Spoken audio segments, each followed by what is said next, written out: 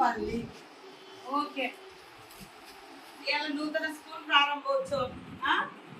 Okay, English మీకు తెలుగా ఏం చెప్తారు సార్? ఏబిసిడి చెప్తాడా? A B C D. Okay, Bangarupalem container school.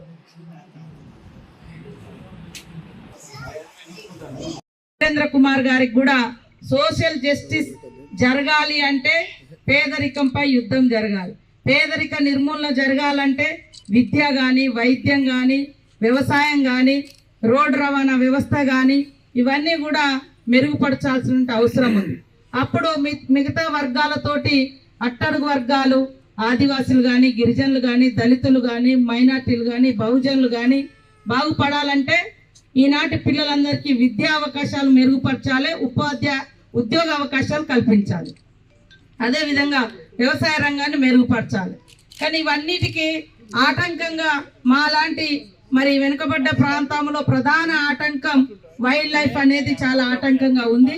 కనీసం కమ్యూనికేషన్ కూడా లేదు, రోడ్ కనెక్టివిటీ లేదు, కరెంట్ లైన్స్ వేసుకోవడానికి ఇబ్బంది అవుతుందని మొన్న కేంద్ర ప్రభుత్వం దృష్టికి కూడా తీసుకెళ్లడం జరిగింది.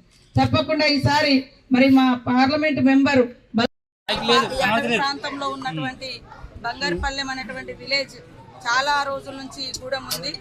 అయితే గత 10 సంవత్సరాల నుంచి కూడా ఇక్కడ పర్మనెంట్ స్ట్రక్చర్ లేకపోవడంతో కనీసం మరి ఎలాంటి విద్య వాళ్ళు అందుకోలేనటువంటి పరిస్థితులలో మేము వినూత్నంగా ఆలోచించి తక్షణమే వీళ్లకు ఒక స్కూల్ నిర్మాణం జరగాలి అంటే మరి ఇక్కడ ఉన్నటువంటి వైల్డ్ లైఫ్ సాంచురీ ఆంక్షలు కానీ, ఫారెస్ట్ డిపార్ట్మెంట్ సెంట్రల్ నుంచి ఉండేటువంటి ఆంక్షలు రీత్యా మరి తక్షణము వీళ్ళకు ఒక స్కూల్ ఏర్పాటు చేయాలని ఆలోచించడంతో వెంటనే కలెక్టర్ గారు మనం ఎట్లాగూ కంటైనర్ హాస్పిటల్స్ పెట్టినాం కదా మేడం, అట్లనే కంటైనర్ స్కూల్ కూడా ఏర్పాటు చేసుకుంటే పిల్లలకు తక్షణ మరి సదుపాయాన్ని ఇచ్చి మంచి ఎడ్యుకేషన్ ఇవ్వడానికి ఒక స్కోప్ ఉంటుందని ఈరోజు 13 లక్షలతోటి ఫ్యాన్లు కానీ కింద కూడా సంపూర్ణమైనటువంటి బేస్మెంట్తో మేము ఏర్పాటు చేయడం జరిగింది.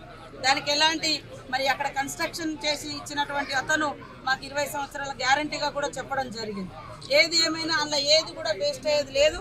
ఒకవేళ ఈ మనం పర్మనెంట్ స్ట్రక్చర్ నిర్మించుకుంటే భవిష్యత్తులో ఖచ్చితంగా ఇది మళ్ళీ కూడా పెట్టుకోవడానికి అవకాశం ఉంటుంది. కానీ ఇప్పుడున్నటువంటి మరి అటవీ ప్రాంతాల్లో ఉన్నటువంటి పరిస్థితుల రీత్యా ఖచ్చితంగా ఇలాంటి ఇంకా 2-3 కూడా మేము స్కూల్స్ ఏర్పాటు చేయబోతున్నాం.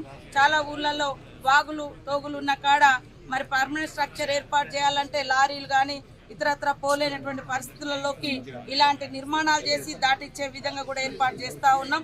ఎలాంటి ఇబ్బంది ఉండదు పిల్లలకు కానీ. అదేవిధంగా ఫ్యాన్లు పెట్టడం కూడా జరిగింది.